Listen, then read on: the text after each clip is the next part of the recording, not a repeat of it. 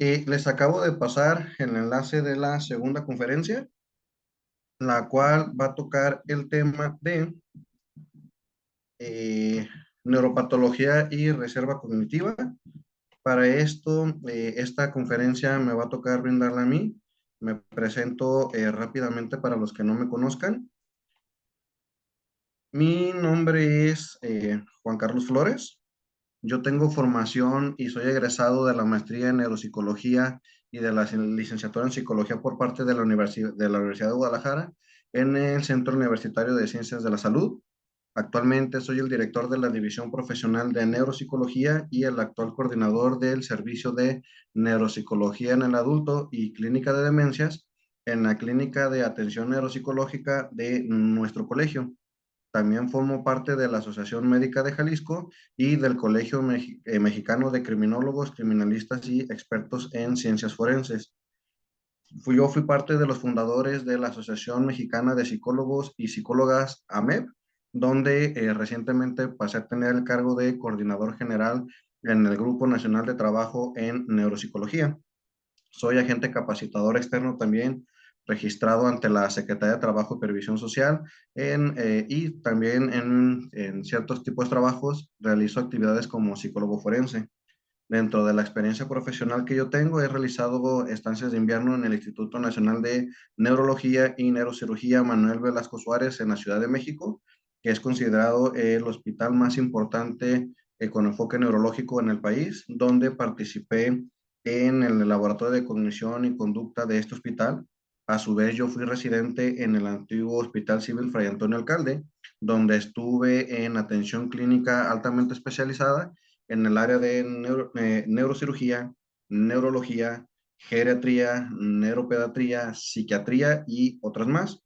Actualmente realizo actividad como docente a nivel licenciatura en carreras como psicología y criminología y adicionalmente tengo mis consultas clínicas donde hacemos evaluación, diagnóstico y análisis del funcionamiento tanto cognitivo normal como patológico.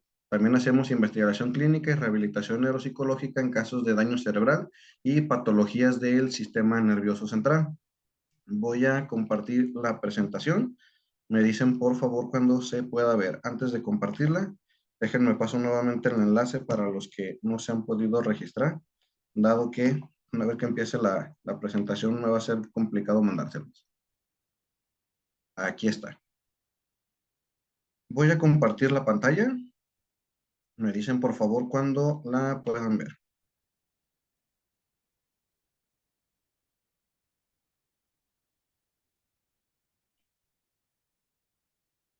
Listo, ahí está. Muy bien, y entonces empezamos con neuropatología y reserva cognitiva. En mi caso, antes de comenzar, quiero hacer una pequeña aclaración. Durante la presentación es posible que muestre imágenes y adicionalmente utilice un lenguaje que pueda herir la susceptibilidad de algunos de ustedes. Mi intención no es ser grosero, mi intención no es ofender a nadie, mi intención es simple y sencillamente que conozcan cómo se presentan las neuropatologías y cómo es el trabajo clínico en el área de neuropsicología. Por lo tanto, les repito, se van a mostrar imágenes no con la intención de ofender, sino por el contrario, es con la intención de enseñar y capacitar. Segundo elemento a mencionar es la información que se va a presentar es con autorización previa de los respectivos pacientes. Cada uno de los pacientes que es visto en el área de neuropsicología de la clínica que tenemos en el colegio, todos firman una carta responsiva donde nos autorizan utilizar los resultados de las pruebas con fines de investigación y docencia, es decir, para hacer lo que vamos a hacer aquí en este momento. Ya que les recuerdo, pues la idea es que si nosotros vamos a ver neuropatologías, pues hay que entenderlas bien. Algunas no las puedo mostrar dada la complejidad de los casos, pero con mucho gusto los vamos a leer. Yo voy a comenzar iniciando presentando el siguiente caso. Ojalá pudieran tomar nota de algunas de las condiciones que vamos a hablar, porque son extremadamente raras. Para fortuna de nosotros, en el colegio nos hemos vuelto un referente para tratar enfermedades altamente difíciles de diagnosticar, que en este caso nos toca a la maestra Mireya, a la maestra Lulú y a su servidor hacer las evaluaciones de casos altamente difíciles que ya han sido evaluados por otros profesionales y nadie les encuentra qué es lo que tienen. Por lo tanto, los casos que vamos a ver son casos que en la literatura científica son muy reducidos. El primero de ellos se trata de un masculino, es un paciente de 72 años de edad, el cual tiene 24 años de escolaridad, es decir, el señor tiene estudios de primaria, secundaria, prepa, licenciatura, hizo su maestría, hizo su doctorado y adicionalmente tiene un postdoctorado. Resulta que el señor al momento de estar trabajando en su hogar, sucede un accidente porque, bueno, cuando nosotros llegamos a evaluarlo, este paciente ni siquiera pudo acudir al colegio. Nosotros tuvimos que ir directamente a su casa. Al llegar ya tenía servicio de enfermería privado. Sus familiares nos solicitan el apoyo para realizar esta valoración debido a las condiciones en las que se encuentra. Resulta que este señor, aproximadamente el 17 de mayo del 2022, sufre una caída de las escaleras de su casa, lo cual le generó pérdida de la conciencia por unos minutos. Cuando cae, el señor se golpea de este lado de la cabeza y después su cabeza rebota hacia el otro lado. Por lo tanto, cuando la esposa lo escucha, intenta ir a ayudarle a pararse. Sin embargo, pues el señor se mostró desorientado. Cuando se despierta, se comporta altamente agresivo, por lo que es llevado al área de urgencias de la Cruz Verde. Se desconoce el número de la unidad donde fue llevada, pero dada la gravedad del evento, en la Cruz Verde deciden derivarlo a un hospital privado para su pronta valoración, dado que era una situación grave como estaba el paciente. Siguen realizando los estudios en el hospital privado, donde resulta que le hacen una tomografía axial computarizada de cráneo simple y resulta que el señor tiene una fractura en el lado del temporal izquierdo, más presenta un hematoma subdural laminar derecho.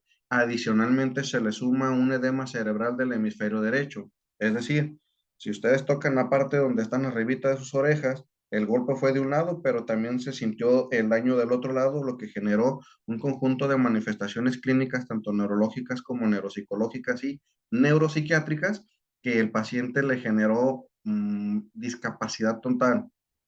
Es atendido, por lo tanto, en el área intensiva, donde añaden un diagnóstico adicional de contusión intraparaquimitosa, en donde es a nivel cortical en el área paratooccipital derecha, donde se detecta un área de al menos 30 milímetros que produce un efecto de masa, es decir, está sangrando. Al estar sangrando, nuestro cerebro se encuentra flotando en el cráneo, pero necesita mantener una presión específica. Si sigue aumentando esta presión, imagínense ustedes plastilina, si lo tomaran con sus manos y la empezaran a presionar, la plastilina tiene que salir por algún lado. Algo así funciona en el cerebro. Cuando hay alguna situación que ejerce efecto de masa, es decir, está desplazando la estructura cerebral y eventualmente, si no se atiende rápido, es una situación de peligro porque va a buscar salir por los orificios que tenemos disponibles. Y el orificio más grande que tenemos a nivel del cráneo se localiza precisamente en la base del cráneo, donde se encuentran las funciones biológicas básicas, respiración y ritmo cardíaco. Si no se atiende, el sujeto puede fallecer. Para esto es atendido, por lo que se somete a neurocirugía para realizar una craniotomía y realizar el drenaje de la hemorragia. Se relata que en su estancia intrahospitalaria el paciente siguió mostrando tendencia a la agresividad, por lo que añaden el diagnóstico de delirium hiperactivo, el cual no muestra mejoría a pesar de la medicación administrada. Para esto se desconoce qué tipo de medicación se le dieron. El personal médico da de alta al paciente y es enviado a su domicilio con la intención de verificar si estas condiciones mejoran el estado conductual, ya que el paciente durante la estancia intrahospitalaria no mostraba mejoría.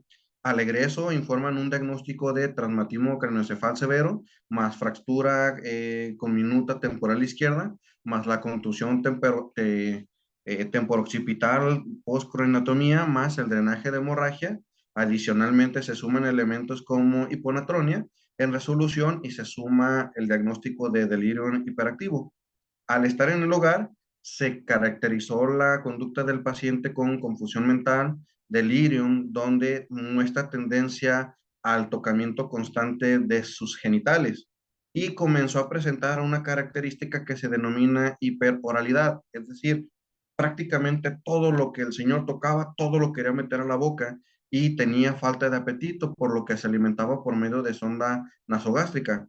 Adicionalmente a esto, el señor ya presenta antecedentes de hipertensión arterial, diabetes y tiene glaucoma, por lo que necesita lentes. Se realiza el abordaje, pero dadas las condiciones del paciente, no es posible hacer la valoración con las pruebas que posiblemente ustedes conozcan. Se tiene que hacer una valoración completamente clínica, es decir, a partir de conocimiento previo se busca evaluar ciertas habilidades del paciente porque ni siquiera las pruebas más básicas las puede contestar. Dadas estas condiciones, se procede a la evaluación completamente cualitativa clínica, donde se empieza a apreciar hipermetamorfosis, es decir, un tipo de compulsión al explorar a fondo el ambiente cercano y reacciona exageradamente a cualquier tipo de estímulo visual. El paciente todo el tiempo voltea a todos lados y todo le asusta y todo le llama la atención. La agitación psicomotriz era bastante notoria. Adicionalmente, se presentan déficits en la coordinación muscular, presenta apatía, también mostró aumento de la conducta oral expresada en querer usar hilo dental todo el tiempo, querer tenerlo en la boca, se comía billetes de 500 pesos, imagínense. Por lo tanto, los procesos cognitivos se ven afectados de forma general. Se utiliza simple y sencillamente como nivel de referencia el test MoCA. La maestra Lourdes ya lo mencionó, es una puntuación de 30 puntos. Lo normal es de 26 a 30. El paciente da un resultado de cero. Por lo tanto, su atención y concentración está alterada, lenguaje está relativamente preservado, memoria alterada, praxias no se pueden valorar, las náuseas parecen con alteración importantes, su velocidad de procesamiento tiene una afectación grave, cálculo alterado, funcionamiento ejecutivo alterado, su funcionalidad es completamente dependiente y se presentan elementos de rasgos neuropsiquiátricos donde tiene dificultades para atención, concentración, tendencia a estar fluctuando a lo largo del día, el señor confunde día y noche y no logra mejorar. Para esto el pronóstico es reservado. Cuando se empieza a tratar, porque el diagnóstico que se le da por el área de neuropsicología, a él se le da un elemento, un síndrome que es bastante raro. Los casos son muy específicos, reportados a nivel mundial. Él desarrolla una condición que se llama síndrome de Clever-Bussy, post-trastorno craneoencefálico. También se suma el síndrome confusional debido a este caso, a traumatismo craneoencefálico, el cual es de tipo persistente y también tiene un nivel de actividad mixto. Es decir, puede ser tanto hiperactivo, pero también puede tener elementos de hipoactividad. Adicionalmente, se suma un diagnóstico de trastorno neurocognitivo mayor debido al traumatismo cerebral, al cual se suma con alteración de comportamiento con nivel de gravedad severa. Cuando se empieza a trabajar con el paciente, eventualmente el paciente logra recuperar ciertas funciones. Es decir, era un paciente el cual era bastante severo su caso y a pesar de la severidad del caso, mostró cierta mejoría. Tenemos otro tipo de caso en donde eh, voy a mencionarlo, en este caso es una mujer, la cual es una femenina de 73 años. Ella tiene solamente 8 años de escolaridad. Acude en compañía de sus dos hijas, quienes solicitan el apoyo porque pues, resulta que la persona empezó a tener problemas de olvidos constantes y cambios de personalidad. Se hace la entrevista directa, se trata de buscar cuándo fue el inicio del padecimiento, se establece que al menos tiene un desarrollo de un año, pero la realidad es que la evolución es aproximadamente de más de 10 años de inicio, el cual es de un inicio insidioso, muestra progresión continua y tiene esta tendencia al empeoramiento, donde los síntomas iniciales que tuvo la señora fueron olvidos constantes, preguntaba en varias ocasiones los mismos, pero en el episodio actual ya empiezan a notarse estos olvidos más notorios. Conforme va pasando el tiempo, resulta que se dan cuenta que realmente ella tenía problemas de personalidad muchísimo antes de todo esto. Cuando se empieza a revisar el diagnóstico de la señora, porque repito, la señora tiene 73 años, resulta que se empiezan a detectar en elementos donde al menos tiene cuatro hijos, de estos cuatro hijos, dos con trastornos de personalidad. Una de las hijas tiene un trastorno límite de la personalidad ya diagnosticado y el segundo tiene un trastorno narcisista de la personalidad también diagnosticado. Caso curioso, el esposo de la señora fue su primer novio, por lo tanto se conocían desde la adolescencia. Cuando se le pregunta al esposo para verificar los rasgos de personalidad de la señora, resulta que ella desde la adolescencia comenzó a tener cambios extremadamente notorios que se caracterizaron por desconfianza, sospechas a los demás, también mostró tendencia a decir mentiras constantes, se orientaba a estar realizando elementos para manipular a las personas, también tenía esta tendencia a guardar muchísimo rencor y tendencia a tener comportamientos altamente dramáticos, donde constantemente su estado de ánimo era fluctuante y reaccionaba muy, muy mal al estrés, llegando a desarrollar estados disociativos. Para esto, la paciente se sigue analizando y resulta que ella realmente ya tenía problemas desde hace mucho tiempo atrás, donde también se detectó problemas de hipertensión que tenía que ser supervisado y la paciente mostró muchísimas dificultades para poder funcionar. Cuando se hace toda la evaluación de la paciente, resulta que ella desarrolla una condición la cual inicialmente se le diagnostica como el trastorno neurocognitivo mayor de tipo leve, debido probablemente a degeneración del lóbulo frontal, el cual también se acompaña con alteración del comportamiento. Adicionalmente tiene características de otro trastorno de la personalidad especificado, a los cuales se suman elementos de personalidad mixta, es decir, tiene un estado premórbido o inicial con rasgos del trastorno límite de la personalidad, al cual adicionalmente tiene comorbilidad con el trastorno paranoide de la personalidad y adicionalmente tiene comorbilidad con elementos esquizoides de la personalidad. Estos elementos, ya lo dijo la maestra Lourdes, no todo inicia con problemas de memoria. Realmente la señora inició con problemas de personalidad desde la adolescencia, lo cual lo hizo altamente vulnerable a desarrollar una demencia del lóbulo frontal. Cuando se hace la intervención con ella, lamentablemente, por más que se trata de trabajar con ella, no muestra mejoría en los signos y síntomas. El paciente anterior estaba en una condición más grave y sin embargo mostró muchísimo mayor mejoría. Esta paciente, a pesar de que era una condición más leve, por más que se intenta hacer intervenciones, no muestra muchísima mejoría. Y este es solamente uno de tantos casos. Quiero contarles también acerca de otro caso, el cual esta es una femenina, también tiene 66 años de edad. Ella solamente llegó a estudiar la primaria, acude acompañada de su hija solicitando apoyo porque resulta que también empezaron a notar cambios de personalidad muy marcados.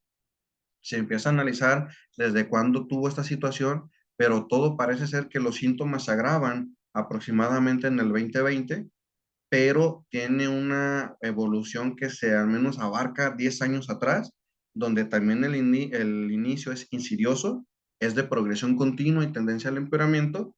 Los síntomas iniciales también se caracterizan por cambios de personalidad, agresividad, estados depresivos y olvidos constantes, y sus problemas de estado de ánimo le han llevado a tener tendencia de no querer salir de casa, tiene pérdida de placer por cosas que antes le gustaban, comenzó a presentar ideación suicida, por lo que solicitan el apoyo para la valoración. Cuando se empieza a revisar el caso, ay, creo que alguien levantó la mano. Sí, no, no está corriendo la presentación, no te preocupes, solamente les estoy comentando los casos, dado que no se los puedo poner todos los datos, porque todavía vienen allí cierta información personal que no pude quitar. Anel creo que quería comentar algo, ¿ah?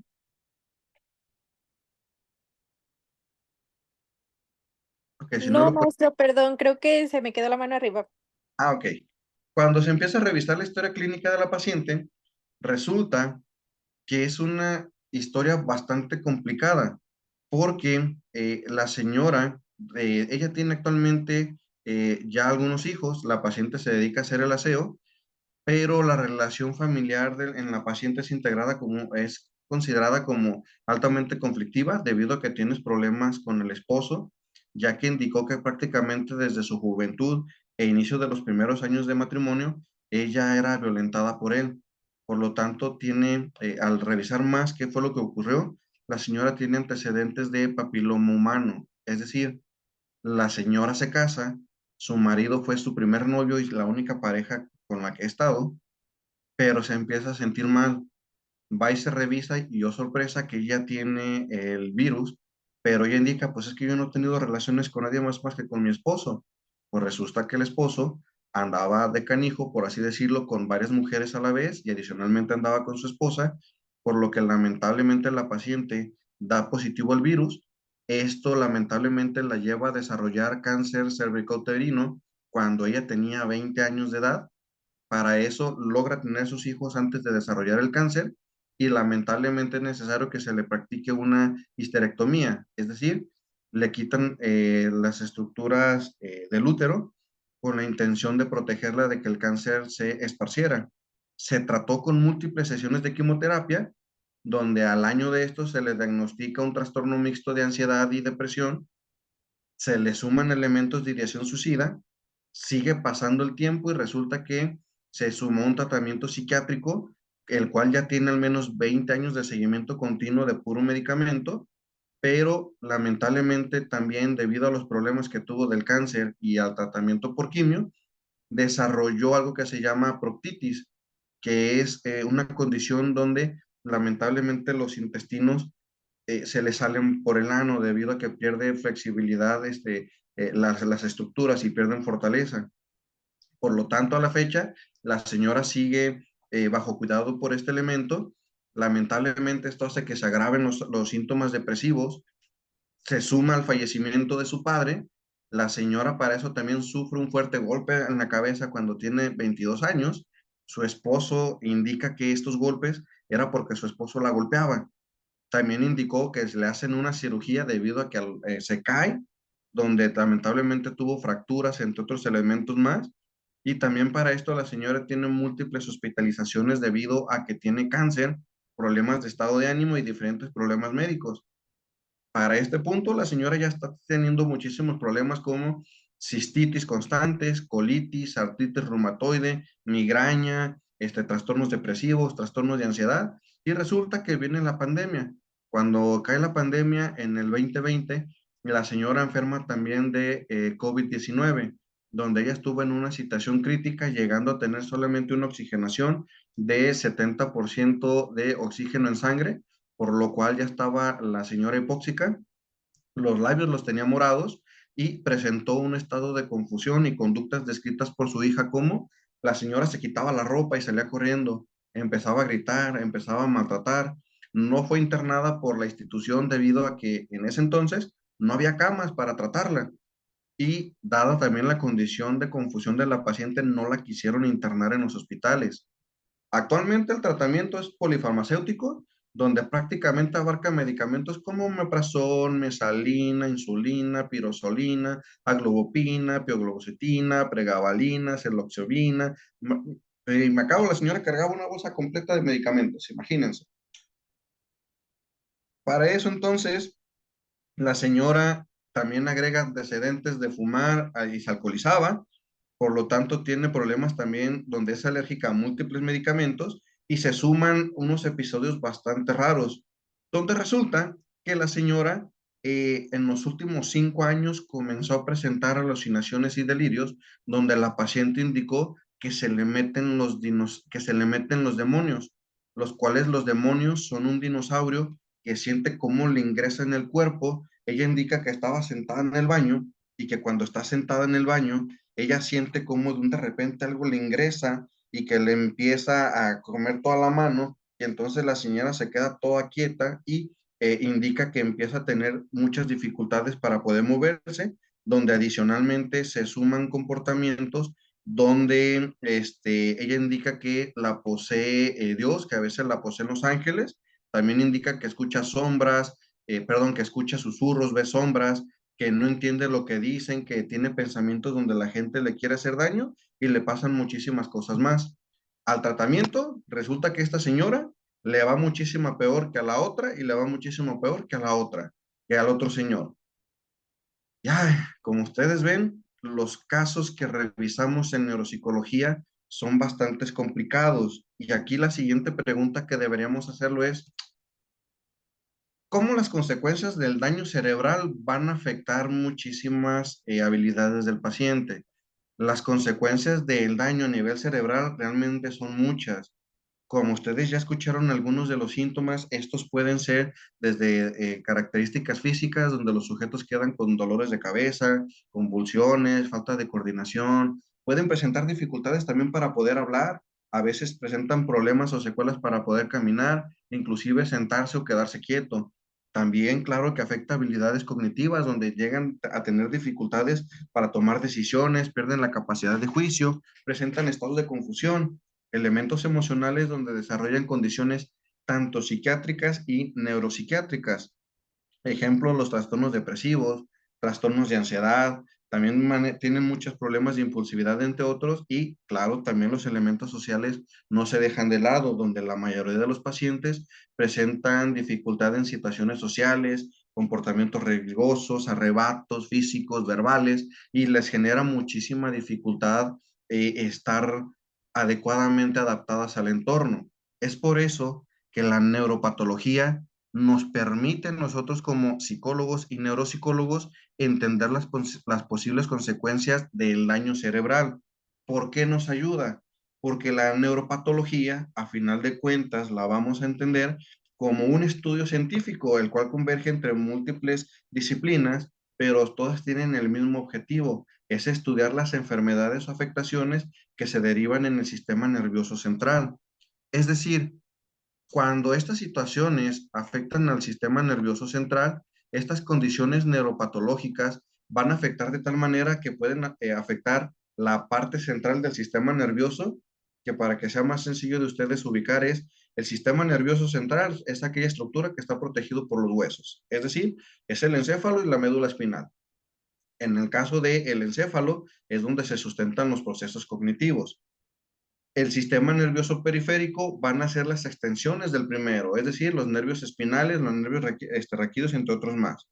Pero cuando se dañan estos elementos o estas estructuras, se presentan manifestaciones muy diversas, los cuales a su vez se van a manifestar en síntomas tanto sensoriales, motores y cognitivos, y en los cuales en las patologías y en la evaluación, diagnóstico e intervención tenemos que tomar en cuenta.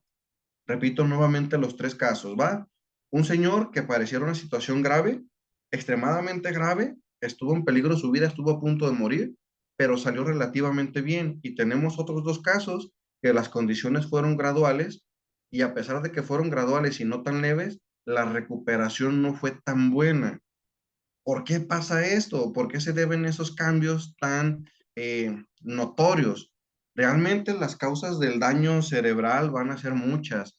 Podemos hablar en este caso de infecciones, como ustedes ya lo vieron en el último caso, la señora también enfermó de COVID-19, las lesiones traumáticas, elementos genéticos, trastornos autoinmunes, donde hay enfermedades como la esclerosis múltiple que ataca el sistema nervioso central, los trastornos neurodegenerativos como son las demencias y otras condiciones de salud. Ejemplo, la diabetes, no sé si sabían que existe un tipo de demencia o trastorno neurocognitivo que es secuencia de tener diabetes.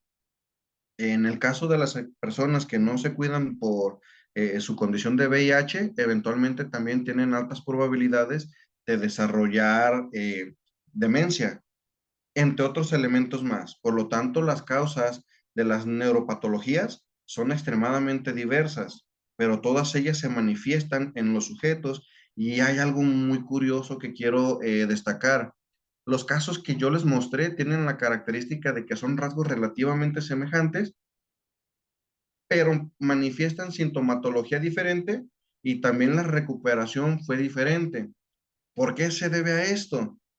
¿Por qué? ¿Cómo es posible que los mismos pacientes con los mismos signos y los mismos síntomas, a veces el daño es casi en las mismas áreas, manifiesten comportamientos completamente diferentes y por lo tanto la evolución es completamente diferente? La neuropatología no nos da estos elementos y cuando se juntan otras ciencias surge una teoría a la cual se le denomina como reserva cognitiva. En la reserva cognitiva nace, por lo tanto, como un modelo explicativo. Si quiero dejar en claro que este sigue siendo un modelo que sigue siendo estudiado, a la fecha no se ha llegado a conclusiones muy específicas, dada la alta variabilidad de las neuropatologías, la alta variabilidad de los pacientes y las dificultades para poder evaluar y trabajar con ellos. Como ustedes ya vieron, hay pacientes que ni siquiera los podemos evaluar de forma estandarizada. ¿Qué sí se ha encontrado, qué sí se sabe? Nace como modelo debido a que existen diferencias que se observan en las mismas, en manifestaciones clínicas diferentes, a pesar de que las personas tienen un mismo grado de daño cerebral. Es el mismo daño, es la misma extensión, pero se manifiesta de forma diferente. Esto entonces nos da a entender que hasta cierto punto el cerebro tiene una capacidad diferente para tolerar dichos cambios. Por lo tanto, entramos a entender un concepto que es objeto de estudio y la principal motivo de la conferencia de hoy, la reserva cognitiva.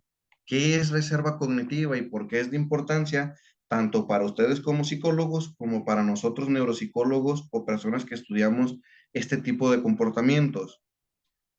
En cualquier condición, tanto psicológica como psiquiátrica y como neuropsiquiátrica, eventualmente, si no está tratada, se producen cambios a nivel cerebral. Pero resulta que nuestro cerebro va a tener una capacidad, o el sistema nervioso va a tener una capacidad de hacer frente a los daños, o al menos esta teoría es lo que propone, de manera tal que para el caso, esta se aplica en personas adultas y resulta que por lo tanto el envejecimiento, ciertas enfermedades neurodegenerativas o daño adquirido, el cerebro va a tener cierta capacidad de hacer ciertos ajustes para evitar que se manifieste el daño de forma más temprana que con otros. ¿Cómo lo va a hacer o cómo es que se presenta esto?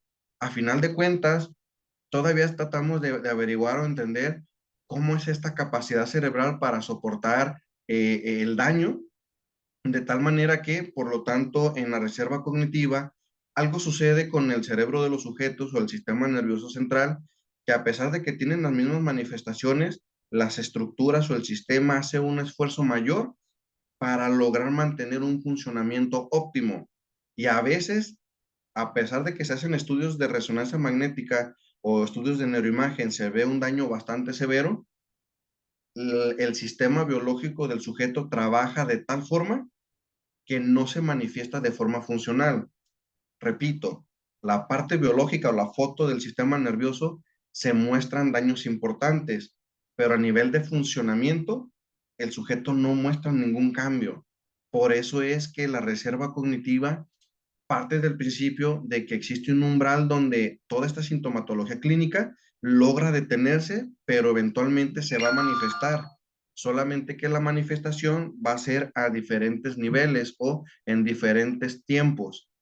Por lo tanto, al entender este elemento, podría llegar a constituir un factor protector frente a las manifestaciones clínicas de las neuropatologías, de forma tal que si la logramos entender en su totalidad, pudiéramos ayudar a ciertos sujetos a manejar su vida de tal manera que las experiencias vividas, la educación o la parte ocupacional sean elementos protectores que permitan que el sujeto resista más el daño cerebral y por lo tanto también el historial de salud sea un elemento a favor de nosotros.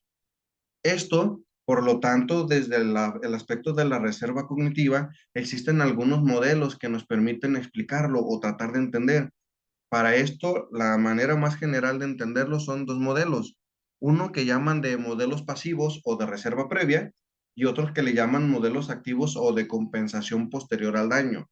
Es decir, en los primeros, en la reserva previa, se habla de que existen un distinto grado de reserva previo a la hora de afrontar la enfermedad neurodegenerativa.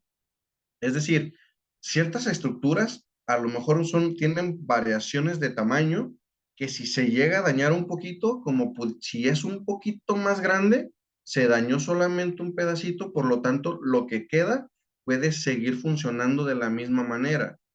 En los modelos activos se habla de que, por lo tanto, cuando sufre el daño el sujeto, otras partes empiezan a compensar el daño de tal manera que los circuitos neuronales trabajan, si ustedes quieren verlo como a marchas forzadas, pero logran sostener el funcionamiento del sujeto.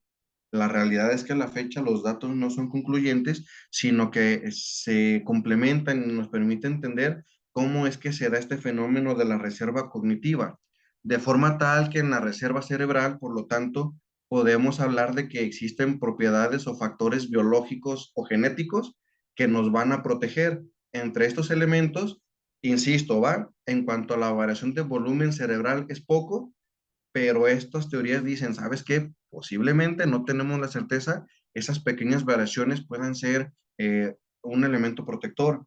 También el número de neuronas o la cantidad de las redes, la densidad de la conexión puede ayudar.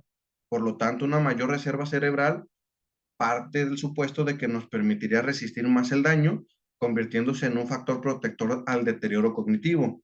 Mientras que por el otro lado está la reserva cognitiva.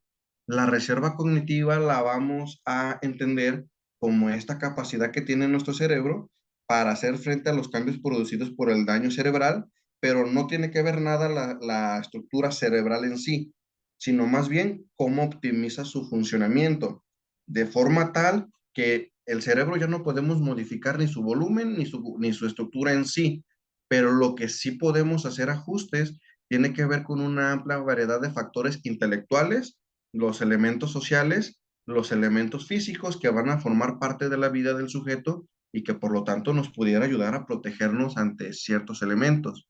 De forma tal entonces, hubo un estudio muy curioso, aquí les dejo el enlace, ojalá lo puedan ver, le conocen como el estudio de las monjas, ¿sí? Así como se oye, el estudio de las monjas.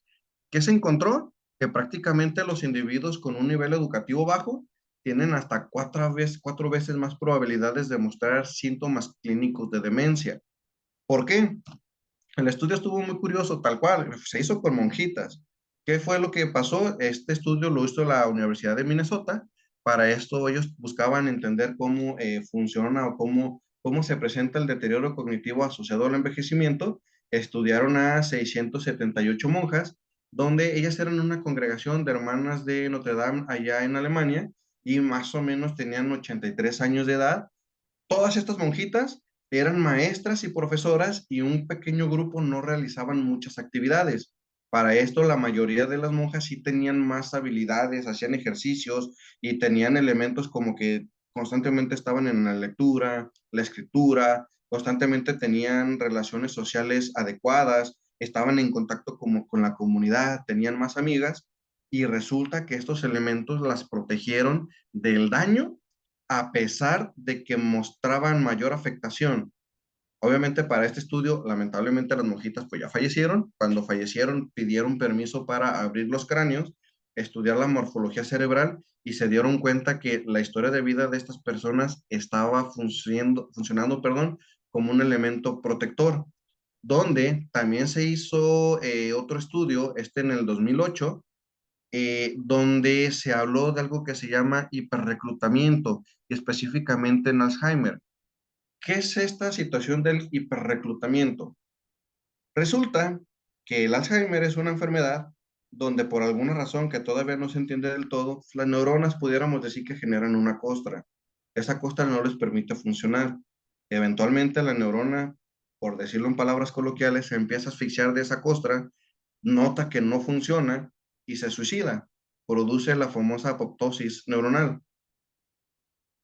Cuando muere una, no pasa nada, tenemos muchas más. Pero el problema es que se empieza a acumular mucho esta situación, estas placas de metamiloide, y entonces muchos grupos de neuronas empiezan a morir. Cuando empiezan a morir grandes cantidades de neuronas, el sujeto va a empezar a manifestar los síntomas clásicos de la demencia. Pero se encontró que ciertos sujetos con cierto nivel de activación y escolaridad empezaban a tener activación del córtex prefrontal ventral, también elementos dorsales durante ciertos tipos de tareas de memoria, también se activaban otras regiones frontales y parietales, perdón, en otros tipos de memoria, tales como la atención, y el autor llegó a la conclusión de dos elementos. El primero de ellos es que posiblemente esta superactivación, porque cuando les hacían los estudios de resonancia magnética funcional, estas partes del cerebro salían más iluminadas, es decir, se notaba que se estaban forzando más a funcionar y decían o partió el autor del supuesto de que esta activación refleja entonces una mayor necesidad o uso de ciertas áreas cerebrales y de las funciones ejecutivas para mantener un rendimiento semejante a como era antes. Pero también otros autores indican que hay que tener cuidado porque esto pudiera indicar realmente que se está perdiendo el control de las habilidades. Cualquiera que sea el caso, los sujetos que tenían mayor escolaridad parecía que les iba muchísimo mejor. Por lo tanto, se ha encontrado que para la reserva cognitiva sí va a haber ciertos factores que nos van a proteger ante las neuropatologías, de forma tal que van a estar factores genéticos, los elementos educativos, sujetos con mayor alto grado de escolaridad, les va muchísimo mejor en la vejez. También tiene que ver con la complejidad laboral. Va a haber personas que a pesar de que ya están grandes, siguen trabajando, siguen haciendo actividades y esto les ayuda. El estatus socioeconómico. Las personas que tienen más recursos parece que tienen o son menos expuestas a situaciones de riesgo y por lo tanto es un elemento protector. Mayor escolarización. También quiero hacer aquí una diferenciación en cuanto a la educación y la escolarización. La educación tiene que ver con el hecho de constantemente estarte capacitando, mientras que la escolarización tiene que ver con qué nivel de estudios logras llegar. Un sujeto que tiene mayor escolaridad y constantemente está tomando capacitaciones como las que ustedes están tomando el día de hoy, se ha tomado en cuenta como un elemento protector ante el daño cerebral. La actividad física, aquellos sujetos que hacen mayor actividad física, parece que están más protegidos contra aquellos sujetos que no hacen actividad física. También las actividades de ocio, encontrar elementos para relajarse, parece ser un elemento protector. El estilo de vida, donde si comes sano, si haces cosas sanas, te buscas tus momentos de tranquilidad, parece que te va mejor en estados de vejez o ante el daño cerebral. Y también si hablas otro tipo de idiomas, parece que esto te protege. También les va muchísimo mejor a aquellas personas que tienen actividad mental elevada y también están en procesos de estimulación cognitiva, de forma tal que estos elementos nos ayudan. Me van a decir, oiga, maestro, muy chido todo esto de su plática de la neuropatología y no dudamos que la reserva cognitiva sea muy importante, pero yo tengo mis pacientes. ¿Cómo puedo saber yo si el trabajo que yo estoy realizando le es viable o no? Existe un instrumento que permite hacer la evaluación de la reserva cognitiva, es decir, nos permite hacer una estimación de qué tan efectivo pudiera ser para el paciente ciertos tipos de intervenciones.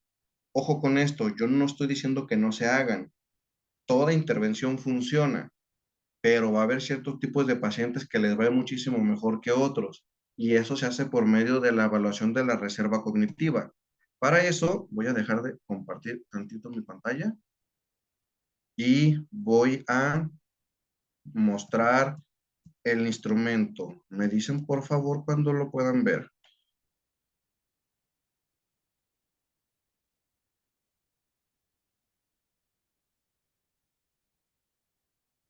Listo. Bien, este instrumento tal cual es un cuestionario de evaluación de la reserva cognitiva. A partir de la historia clínica, a partir de ciertos elementos que evaluamos en el paciente, nos permite hacer una valoración de qué tan posiblemente le va a ir bien a este sujeto. Tomamos en cuenta variables como la escolaridad, donde si tiene estudios, 0 puntitos. Si lee y escribe de manera autodidacta, le vamos a dar 1 puntito. También tenemos que ver la escolaridad. Mientras más alta la escolaridad, más puntos va a obtener. También, si constantemente está tomando cursos, también tiene mayores puntos. Para esto también se tiene que tomar en cuenta la escolaridad de los padres. Si no sabían, les paso el dato. La escolaridad de los padres parece ser un elemento protector para cierto tipo de cosas. Los sujetos que tienen padres con escolaridad más alta, desde muy pequeños fueron estimulados con lecturas y cierto tipo de actividades. Por lo tanto, aquí también se pregunta respecto a los padres. A mayor educación de los papás, mejor puntuación va a obtener el sujeto. También los cursos de formación, donde si constantemente se están actualizando, que por eso yo los felicito de estar aquí en estas capacitaciones que tenemos, porque si tenemos más de 5, tenemos ya 3 puntos que nos van a ayudar. Y recuerden que nosotros prácticamente una vez al mes recibimos actualización. Esto quiere decir que nos va a ir muchísimo mejor en esta valoración. También el aspecto ocupacional, cómo fue que trabajó, mientras más estudios tenga y el tipo de trabajo sea más profesionista, más a nivel de funcionamiento cognitivo, es mejor. Es decir, no es lo mismo alguien que es docente a alguien que es albañil. Parece que al docente le va a ir muchísimo mejor en la reserva cognitiva. La formación musical, quienes tocan instrumentos también van a tener mayor puntaje. Quienes hablan otros idiomas, les va a ir muchísimo mejor también. Y la actividad lectora. Si leen constantemente, les va a ir muchísimo mejor. A final de cuentas, se hace la sumatoria de todos estos puntos. Miren, también si se realizan actividades intelectuales de cualquier tipo, se tienen que sumar y se tiene que dar un puntaje máximo de 25 puntos. ¿Cómo interpretamos esto? Se hace de la siguiente manera. Si el sujeto da una puntuación igual o menor a 6 puntos, este pertenece al cuartil 1, donde quiere decir que el grado de reserva cognitivo es inferior y por lo tanto la intervención posiblemente no muestre muchos resultados. Repito, no estoy diciendo que no se haga, pero se trata de ser realistas con las intervenciones. No le podemos prometer al paciente ni a la familia que todo va a estar bien cuando realmente los datos nos indican que posiblemente la mejoría va a ser mínima. Lo que se busca es que como elemento básico o mínimo el paciente no empeore. Entre 7 y 9 puntos corresponde a una reserva cognitiva situada en rango medio, mientras que ya puntuaciones de 10 a 14 ya son altos. Y aquellos que tienen puntuaciones de 15 tienen una reserva cognitiva considerada como superior. Este instrumento, aplicado a los 3 pacientes que yo les acabo de mencionar, el primero de ellos, el cual sufrió el golpe en la cabeza y desarrolló el síndrome del Cleaver-Bussy, este señor tenía una reserva cognitiva mayor a 15 puntos porque él tenía postdoctorado. De hecho, trabajaba en una universidad y era investigador de CONACYT. Inicialmente el cuadro clínico era muy agudo. Con la intervención que tuvimos poco a poco, el señor logró recuperar muchas de sus habilidades que anteriormente no tenía. Las otras 2 personas, a pesar de que el daño no fue tan severo, sin embargo, la manifestación de los síntomas fue más severo y casi no les funcionó el tratamiento. ¿Por qué? Porque la reserva cognitiva de ellos salía a puntuaciones por debajo. En puntuaciones ya sea de un puntaje de 6 y a la que mejor le fue sacó un puntaje de 9 puntos. Esto nos indicaba que la intervención se hizo, pero se les aclaró a los familiares y a la paciente que posiblemente no iba a alcanzar un nivel óptimo o al menos como lo tenía anteriormente, sino que más bien lo que se buscaba era que el fenómeno no empeorara o la condición clínica no empeorara, debido a que esto nos permite estimar cómo es que se encuentra el paciente. Por lo tanto, y para ir finalizando la charla que me toca darles el día de hoy, me dicen por favor cuando vean la presentación. Listo. Muchas gracias. Listo. Podemos terminar infiriendo, por lo tanto, que esto sigue siendo un área de estudio. La neuropatología nos permite entender más cómo funciona nuestro cerebro.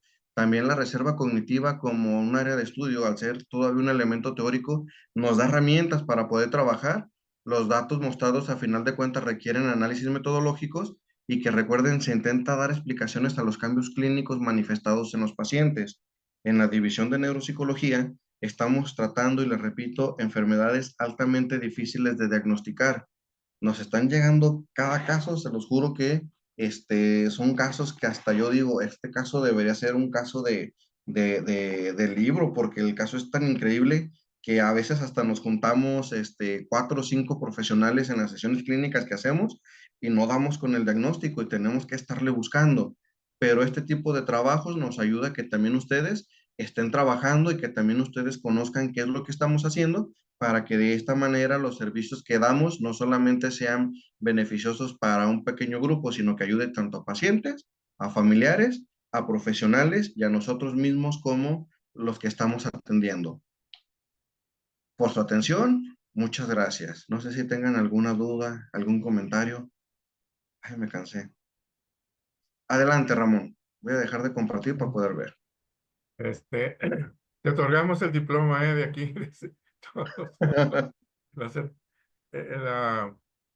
bueno, mira, es rápido por obviedad del tiempo, ¿no? Veo que en tus actividades hay más adultos mayores más que jóvenes. Esa es una. Yo estoy de acuerdo en la reserva cognitiva, porque también hay autores que hablan de la neuroplasticidad y cómo las neuronas pueden tener una función, ¿ok?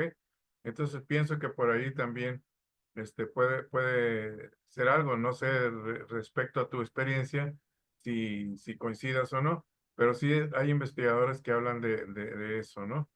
No sé qué opines, ¿no? Sí, de hecho, en este caso, la parte de la reconexión cerebral estaría o entraría dentro de el apartado de reserva cognitiva, recordando que son 2 dimensiones. Una que es reserva cerebral, si la queremos ver como la parte biológica, y otra es que es reserva cognitiva y tiene que ver con la capacidad de reajuste del sistema nervioso. Esto que tiene que ver con la reconexión cerebral entraría dentro de este último, donde el daño está ahí y el sistema nervioso busca optimizar su funcionamiento activando ciertas áreas y buscando activar otras redes que normalmente no están activas. ¿Y qué Y tal perdón, la aplicación de la neurocirugía? En el caso de neurocirugía depende mucho del tipo de neurocirugía que se haga y del tipo de condición que esté siendo intervenida. Ejemplo, no va a ser lo mismo un paciente que tenga una tumoración a nivel del lóbulo frontal a un paciente que tenga una hemorragia como el que yo les acabo de mencionar. ¿Por qué? Por lo general en una tumoración, las tumoraciones, dependiendo del tipo de tumor, a veces son de lento crecimiento y digamos que el sistema tiene la capacidad de reajustarse y no manifiesta los síntomas sino hasta mucho después. Mientras que en un traumatismo o en una hemorragia, como el daño es agudo, es severo, es inmediato, no hay tiempo de reajuste y se manifiestan. Y entonces la reserva cognitiva entraría como un elemento de estudio para entender qué tan bien le iría al sujeto. Oye, muchas gracias y esto es para platicar a lo largo, luego nos vemos. Gracias a ustedes, Ramón, muchas gracias. No sé si alguien más tenga algún comentario.